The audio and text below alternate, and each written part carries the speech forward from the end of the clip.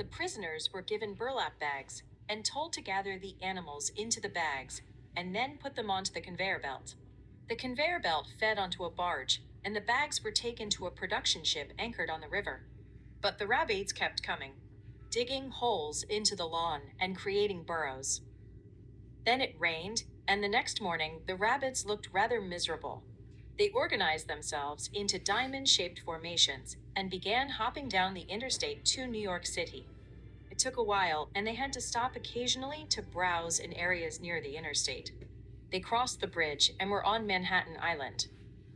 They streamed across the barricades and began launching themselves at Meet AI. The Meet AI appeared startled to be attacked and would wait on the ground before launching themselves into the air, wrapping around the rabbits and then dropping to the ground and feeding. It would take a dozen rabbits to satiate one Meet AI. The stream of rabbits continued, and the Meet AI couldn't keep up. Eventually, the entire Meet AI invading force was full, and the cartilage tubes launching Meet AI to the top of the skyscraper near 14th Street couldn't keep up. More rabbits began piling into the area south of 14th Street and began launching themselves against windows, trying to break them. Sometimes it took 3 or 4 rabbits jumping at the same time before the windows would break. Eventually, all of the glass windows at ground floors south of 14th Street were knocked out.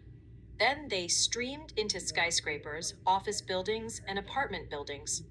They would start at the bottom, chew through the doors that weren't metal, and then try to shatter the windows in the office spaces or living spaces.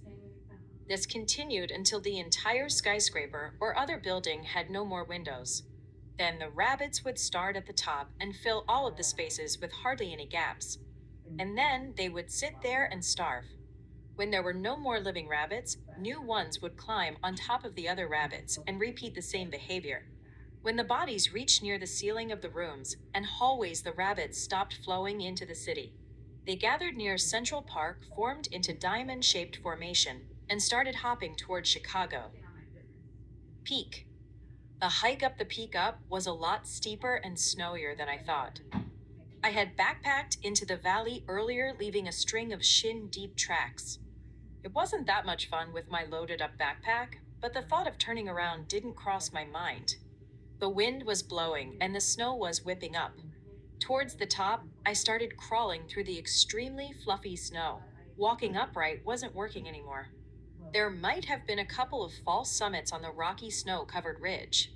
I couldn't find the exact highest spot and turned around, glad to be out of there. I wondered how the peak would look without all of the snow. The weather changed back in the pretty wide, flat valley. It suddenly seemed friendly out. Got a pretty good sunburn, packed up, and got out of there.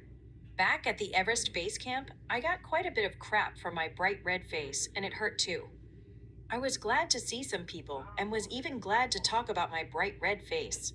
The Sherpas looked at my face with glee, always a bit hidden, but I occasionally caught one looking, probably wondering why I didn't use suntan lotion. I think I did use some, but didn't do a good job, and the irregular reddish areas very clearly showing where I didn't put any on. I'm not sure if I had planned, or if I just walked up the side of the ridge and found the highest thing around. I remember I had my favorite pair of Kabu shorts and my Vasquez boots on that trip. The shorts were nice when I was in the valley and the sun came out. I had been on a trip to find the Edelweiss flower. It was going to be injected into rabbits to turn them into carnivores. I only found one flowering plant and would have to return to find more. The experiments had been going well. The rabbits had been given DNA from tigerfish and barracuda. Their mouths looked rather vicious, but they were still trying to eat grasses and clover.